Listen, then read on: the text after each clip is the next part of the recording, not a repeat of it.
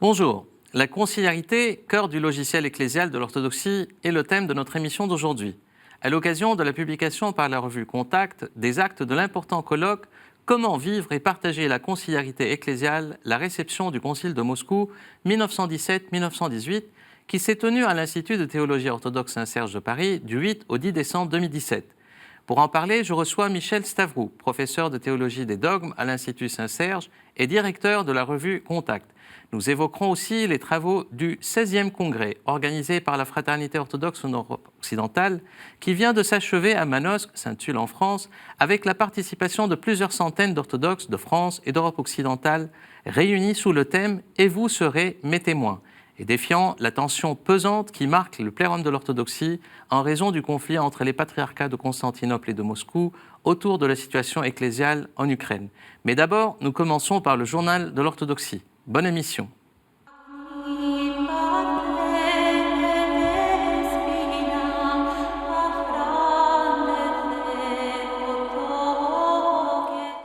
Paris. À l'issue de leur réunion le 16 octobre dernier, en l'absence de Monseigneur Nestor, évêque titulaire du diocèse de Chersonèse du patriarcat de Moscou, en France, les évêques orthodoxes de France ont publié un communiqué exprimant leur profonde tristesse devant la situation actuelle induite par la question ukrainienne. Ils ont appelé à prier pour la résolution rapide du différend ecclésial ainsi que pour l'unité de l'orthodoxie en général.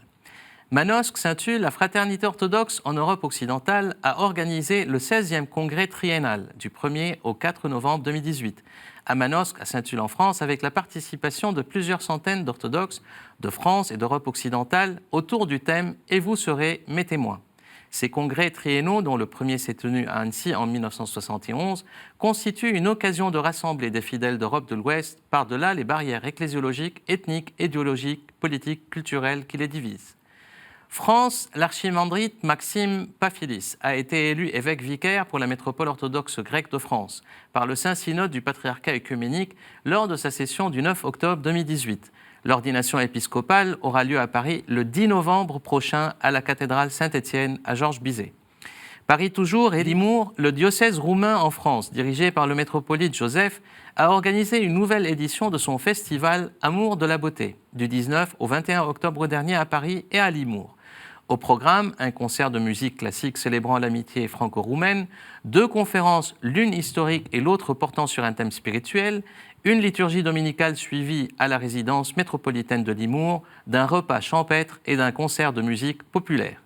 France, décès le 20 octobre de l'archimandrite Barsanuph Ferrier, du diocèse russe du patriarcat de Moscou en France. Il était le supérieur du skite du Saint-Esprit, le Ménil-Saint-Denis dans les Yvelines.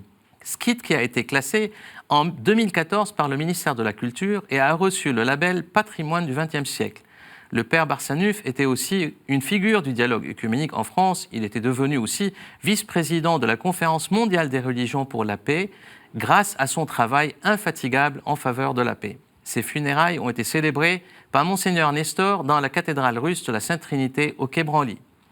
Villardonnel, le monastère du Buisson Ardent, situé à Villardonnel dans l'Aude, une dépendance du diocèse orthodoxe antiochien en France, a été durement frappé le 15 octobre dernier par les très fortes pluies qui ont provoqué des inondations sans précédent dans la région. Une des moniales, sœur Élisabeth, âgée de 88 ans, a été emportée par le courant et a été retrouvée morte sous les cyprès qui bordent le monastère.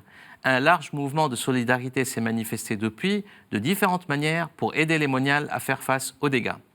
Moscou, le patriarche Kirill de Moscou a décerné le 8 octobre, fête de la Saint-Serge de Radonège, la médaille de Saint-Séraphin du 3e degré à l'archevêque Michel Donskov, ancien membre de l'Assemblée des évêques orthodoxes de France, en considération de ses labeurs archipastoraux, diligents et à l'occasion de son 75e anniversaire. Serbie, à la tête d'une délégation composée de plusieurs métropolites et des clercs et des laïcs, le patriarche Jean X d'Antioche, primat de l'Église orthodoxe d'Antioche et de tout l'Orient, a effectué sa première visite irénique à l'Église serbe après son accession au trône d'Antioche. La visite, qui était également une visite officielle avec des rencontres au plus haut sommet de l'État serbe et avec son président, s'est déroulée du 11 au 19 octobre 2018. Plusieurs offices ont eu lieu, dont une concélébration eucharistique dans la nouvelle cathédrale Saint-Sava de Belgrade. Les deux patriarches Jean X et Irénée, avec leurs délégations respectives, ont eu aussi plusieurs rencontres de discussion sur différents sujets qui constituent un facteur commun du témoignage et du service des deux églises dans le monde en crise d'aujourd'hui. Les deux délégations ont effectué plusieurs visites et des pèlerinages à différents diocèses et monastères historiques de la Serbie dans des endroits emblématiques qui constituent le foyer historique de l'Église serbe, comme le Monténégro, le centre historique du patriarcat serbe à Peć, le diocèse de Niš et au Kosovo. À la fin de la visite, les deux patriarches ont signé une déclaration commune dans laquelle ils ont appelé sa sainteté Bartholomée, patriarche de Constantinople, étant donné la nécessité urgente de prévenir une plus grande détérioration de cette crise ukrainienne, à reprendre le dialogue fraternel avec l'Église orthodoxe russe afin de résoudre le différend entre les deux patriarcats de Constantinople et de Moscou, avec l'assistance et la participation de tous les primats des églises orthodoxes locales autocéphales et de rétablir ainsi le lien de paix au sein du plérum de l'orthodoxie. Tension en Grèce en vue entre le gouvernement d'Alexis Tsipras et de l'Église de Grèce, dirigée par l'archevêque Jérôme, en raison des déclarations récentes du Premier ministre Tsipras, à savoir que l'heure est venue d'inscrire explicitement la neutralité confessionnelle de l'État hellénique dans la constitution grecque. À Ohrid, en Macédoine, célébration les 29 et 30 septembre dernier des 1000 ans de la fondation de l'archidiocèse d'Ohrid, en Macédoine, en 1018, par l'empereur byzantin Basile II. La célébration eucharistique a été présidée par l'archevêque Ioan d'Ohrid et métropolite de Skopje, l'église serbe, avec la participation du métropolite Amphiloque du Monténégro et du littoral et de nombreux autres évêques et prêtres. En Palestine, le corps de Saint Sabas, le sanctifié, a été placé le 13 octobre dernier lors d'un office spécial dans un nouveau reliquaire en verre, autre que le reliquaire dans lequel il était arrivé le 12 novembre 1965 de Venise. Le corps du saint, décédé en 532, qui avait été dérobé pendant les croisades, a été rendu à la Sainte-Laure de Saint-Sabas dans le désert de Judée, près de Bethléem, suite à une décision du pape Paul VI, suite à la rencontre fraternelle en Terre Sainte avec le patriarche Athénagoras Ier de Constantinople. Annonce Paris un cours d'introduction à l'orthodoxie est donné par le père Nicolas Rebinder, recteur de la paroisse des Trois Saints Docteurs, tous les jeudis de 19h30 à 21h au Centre spirituel et culturel orthodoxe russe au Quai Branly à Paris. À Clamart, un colloque aura lieu les 24 et 25 novembre à Clamart sur le célèbre penseur religieux et philosophe russe Nicolas Berdaïev. À Paris, à l'occasion de la nouvelle sortie du nouvel album des éditions Jade, un concert exceptionnel a eu lieu le 11 octobre à la cathédrale orthodoxe russe de la Sainte Trinité à Paris. Fruit, comme pour l'album, de l'amitié qui unit le séminaire catholique Saint-Sulpice d'Issy-les-Moulineaux et le séminaire orthodoxe Sainte-Geneviève d'Épinay-sous-Sénart depuis de longues années.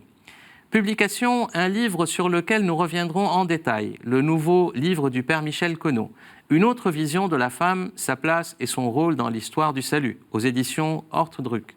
Aux éditions Apostolia, Tamar, Roi et Reine, un livre du diacre Marc Andronikov qui plonge le lecteur dans la Géorgie médiévale, dressant un tableau historique extrêmement émouvant du règne de la reine Tamar, figure emblématique de l'histoire mouvementée de la Géorgie.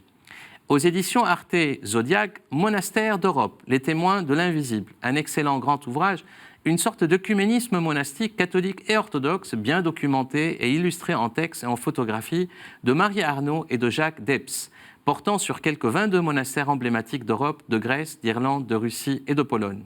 Finalement, aux éditions Sophia, 3 ouvrages pour les enfants portant sur 3 vies de saints en français, Saint Nicolas, Sainte Marie l'Égyptienne et Saint Séraphin de Sarov. Ce sont là des ouvrages bien illustrés, écrits par des écrivains russes, de façon à permettre aux enfants, en connaissant la vie des saints, de se lier d'amitié avec eux. Ils sont disponibles à la cathédrale russe du Quai Branly et au monastère orthodoxe de Solan, la Bastide d'Angras, de Saint-Silouane de Latos à Saint-Marx de Lochnay, du monastère de Contoc à Ville-Basile dans l'Aude.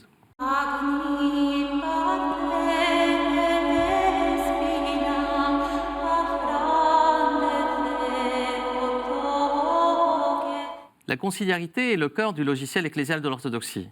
Elle est intrinsèquement liée à la communion entre les différentes sphères de l'Église. Sans la conciliarité, la véritable communion ecclésiale entre les différents membres et sphères du même corps ecclésial, le corps du Christ, ne peut fonctionner normalement pour agir au cœur du monde, pour édifier l'Église et pour déployer un témoignage qui soit pertinent et interpellant pour l'homme d'aujourd'hui, au cœur même de la cité et de ses mutations. toute crise de la conciliarité, comme c'est peut-être le cas aujourd'hui dans les tensions interorthodoxes regrettables qui agitent et déchirent le monde orthodoxe autour de l'Ukraine, traduit une distance qui s'installe entre les membres du corps ecclésial, les uns par rapport aux autres. Une distance qui peut vite se traduire en fragmentation, en polarisation, en opposition et malheureusement parfois en conflit. C'est à l'occasion de la commémoration du centenaire du Concile de Moscou, qui s'est tenu en 1917, en pleine tourmente de la révolution bolchevique, et qui vit rétablir le patriarcat de Moscou après sa suppression par le tsar Pierre le Grand, qui vit aussi l'accession au trône de Moscou du patriarche Tikhon, qu'un important colloque œcuménique international s'est tenu à l'Institut de théologie orthodoxe Saint-Serge de Paris du 8 au 10 décembre 2017, autour du thème « Comment vivre et partager la conciliarité ecclésiale, la réception du Concile de Moscou 1917-1918 ». Les actes de cet important colloque viennent d'être publiés par la revue Contact. Quelle a été l'histoire de la marche vers ce concile emblématique et exemplaire, dans le contexte du mouvement de renouveau ecclésial dans l'Église russe de la fin du XIXe et début du XXe siècle, et ce après la longue période néfaste de mainmise de l'État impérial russe sur l'Église, après les décrets de Pierre le Grand supprimant le patriarcat. L'idée même de la nécessité d'un concile était largement débattue pour faire face aux défis de l'époque et aux problèmes que vivait l'Église orthodoxe russe pendant cette période. 3 questions se posaient alors. Pour quelles raisons fallait-il convoquer le concile? Quelle devait être la composition du concile et son mode de décision? Quels devaient être les sujets qu'il devait aborder? 3 questions qui ont été déterminantes pour la marche du concile, sa tenue et ses résolutions, mais aussi pour l'esprit du concile de Moscou que les débats ont dégagé. Pour évoquer toutes ces questions, mais aussi l'application du Concile de Moscou en Russie et ailleurs, et son actualité pour l'Église aujourd'hui, à travers une lecture des fondements et des exigences de la conciliarité orthodoxe, je reçois Michel Stavroux, professeur de théologie dogmatique à l'Institut de théologie orthodoxe Saint-Serge de Paris et directeur de la revue Contact, revue française de l'orthodoxie. Nous évoquerons aussi, à la fin de l'entretien, les travaux du 16e congrès de la Fraternité orthodoxe en Europe occidentale, une autre forme de conciliarité orthodoxe qui vient de s'achever à Manosque, Saint-Tulle, en France, avec la participation de plusieurs centaines d'orthodoxes de France et d'Europe occidentale, réunis sous le thème « Et vous serez mes témoins », défiant aussi la tension pesante qui marque le plérum de l'orthodoxie en raison du conflit entre les patriarcats de Constantinople et de Moscou autour de la situation ecclésiale en Ukraine. Michel, bonjour. Bonjour. Je voudrais qu'on commence par le concile donc, de 1917. Le thème du colloque essentiellement porte sur la réception. Donc, d'une certaine manière, comment il a été reçu, que ce soit par l'Église russe ou les autres expériences. Vous parlerez peut-être de l'expérience de l'archevêché orthodoxe russe en Europe occidentale. Mais quel a été rapidement le contexte historique qui a imposé, en pleine tourmente en 1917, la nécessité de tenir un concile?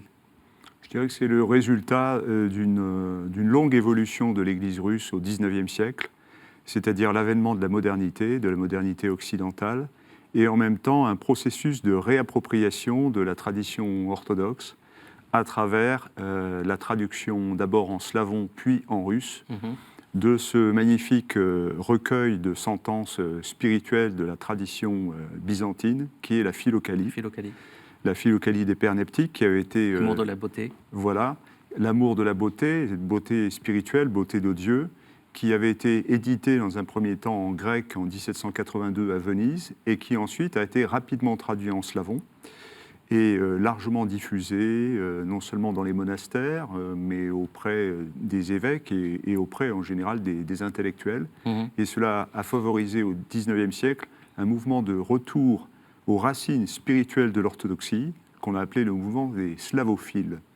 Une réappropriation des pères de l'Église et en même temps du sens de l'Église. Parce qu'au fond, nous avions une Église qui était devenue un véritable rouage de l'institution impériale. Et un certain nombre d'intellectuels profondément croyants... Avec la suppression du patriarcat. Avec la suppression du patriarcat, voilà. Un certain nombre d'intellectuels comme Alexeï Komiakov, on fait retour au sens de l'Église. Je dirais que c'est le père de l'ecclésiologie moderne, Alexis Komiakov. Et c'est celui qui réintroduit la notion de sobornost, c'est-à-dire l'idée de la conciliarité ou symphonicité de l'Église. C'est-à-dire que l'Église n'est pas une simple institution, comme il y a beaucoup d'institutions, on peut dire, dans la société. On a besoin d'institutions, évidemment, pour faire vivre l'Église concrètement, parce que l'Église doit être organisée, mais elle est d'abord quelque chose de plus profond et que nous voyons dans l'Évangile et dans la tradition. C'est un ensemble vivant dans le Saint-Esprit, c'est vivre le message du Christ ressuscité, sentir sa présence directe. Donc c'est quelque part, en fait, c'est ce qui a un peu déterminé, c'est-à-dire cette redécouverte du sens de la conciliarité, comme une respiration de l'Église à tous les niveaux, le cercle de communion, qui a imposé un peu la tenue du Concile. Quelles ont été les principales, je dirais, résolutions du Concile de Moscou ? Alors, je dirais que déjà, ce concile s'est tenu dans une situation extrêmement difficile, puisqu'on était en plein processus révolutionnaire. D'abord, la première révolution de 1905, puis la révolution bolchevique qui arrive en 1917. Et il faut dire d'emblée que le concile ne s'est pas terminé. Mais il a pu prendre quelques mesures importantes. Le rétablissement du patriarcat, c'est-à-dire que le patriarche donc revient sur la scène et c'est le père spirituel de l'Église territoriale de Russie. Donc c'est la première mesure. Et en plus, il est élu par une assemblée clérico-laïque avec des représentants de l'ensemble du peuple de Dieu, c'est-à-dire pas simplement ni par le pouvoir politique, et ça c'est fondamental, ni simplement par les évêques, comme on le voit aujourd'hui dans beaucoup d'églises, mais par un corps général, collégial, dans lequel sont représentés aussi d'autres clercs et des laïcs. Alors, bien entendu, il y a, je dirais, une mesure épiscopale qui est de contrôler le vote dans un sens qui correspond au charisme des évêques. C'est un deuxième niveau. Un deuxième niveau, voilà, proprement épiscopal, et ça c'est important, et c'est, je dirais, conforme au droit canon de l'Église ancienne. Mais on fait parler le peuple de Dieu tout entier. Et ça, c'est fondamental. Donc c'est une respiration d'Église. Et comment le concile a été reçu ? On sait qu'en Russie, il n'a pas été encore reçu, les actes du concile en tant que tel. Mais il y a eu des expériences emblématiques. Alors, il a été faiblement reçu, et ça a été mis en évidence lors de ce colloque par le père Signakov, qui a parlé justement d'une faible réception, parce que tout simplement, on n'a pas totalement supprimé le patriarcat avec la révolution bolchevique. Il y a eu un temps de flottement, et à partir de l'invasion de l'URSS, comme vous le savez, par les forces allemandes, hitlériennes, Staline a peu à peu redonné du poids et de l'importance, c'est le paradoxe, que ce génie du mal donc ait refavorisé une église dont il avait besoin, mais je dirais que la Providence a parfois ses chemins détournés et a fait son chemin. Et donc, par la suite, le patriarcat s'est bien affermi, et à chaque fois, l'élection du patriarche, jusqu'à la dernière, celle du patriarche Cyril, a donné lieu à un grand sobor, c'est-à-dire une grande assemblée avec des représentants de tous les fidèles. C'est un fruit du concile de Moscou de 1917. Malgré la période soviétique. Peut-être actuellement unique, je dirais, dans le monde orthodoxe, comme expérience. Est-ce qu'il y a d'autres... Oui, je pense qu'on a des choses analogues dans l'Église de Roumanie, où il y a une profonde participation des assemblées clérico-laïques, y compris, je pense, pour le patriarcat. Mais donc, c'est le seul fruit, quasiment, si ce n'est peut-être le statut également des paroisses, paroisses qui ont été en quelque sorte individualisées grâce à ce concile. Mais les fruits sont essentiellement dans la diaspora. Diaspora, donc, qui est arrivée en Europe occidentale et en Amérique, où nous avons eu pour mesure emblématique la constitution d'assemblées diocésaines clérico-laïques pour, je dirais, gérer au fil des années les diocèses orthodoxes et donc, dans une grande mesure, faire participer le peuple de Dieu à la vie de son Église, ce qui est vraiment une mesure c'est le cas de l'archevêché en Europe occidentale, en fait, dans le siège à Paris. C'est le cas aussi du diocèse de Souroge, en fait. C'était le cas du diocèse de Souroge avant son éradication, je dirais, par le patriarcat de Moscou, à l'époque du métropolite Antoine. Aujourd'hui, malheureusement... je me souviens que les statuts étaient emblématiques, en fait, de cet esprit du Concile de Moscou. Ça a été rappelé par le diacre Skorer, qui est venu et qui nous a rappelé justement cette vive imprégnation de l'esprit du Concile de Moscou dans ces institutions. Et malheureusement, tout cela, aujourd'hui, est resté dans le passé. Dans votre intervention, Moscou. Vous dites, Michel, que le concile de Moscou est un aiguillon pour vivre la conciliarité ecclésiale, d'où sa dimension emblématique pour l'ensemble de l'orthodoxie, et pas uniquement pour l'orthodoxie russe. Est-ce que vous pensez qu'aujourd'hui, on va parler un peu du congrès de la fraternité, mais est-ce que vous pensez que dans le climat actuel de ces tensions qui existent et de ces ruptures de communion entre le patriarcat de Moscou et de Constantinople, qu'on vit, que l'orthodoxie, pas seulement c'est le patriarcat, parce que l'ensemble du corps, vit une crise de conciliarité qui a peut-être s'est manifestée différemment et avec cette question autour de l'Ukraine, c'est une question de la conciliarité qui est mise en jeu.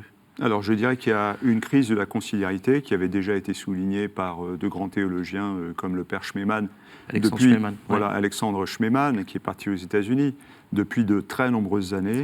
Et cette crise, je dirais, elle est à un double niveau. D'abord, il y a une crise d'une sorte de cléricalisme qui fait que dans des milieux orthodoxes bien pensants, on considère que la marche de l'Église est fondamentalement l'apanage des évêques.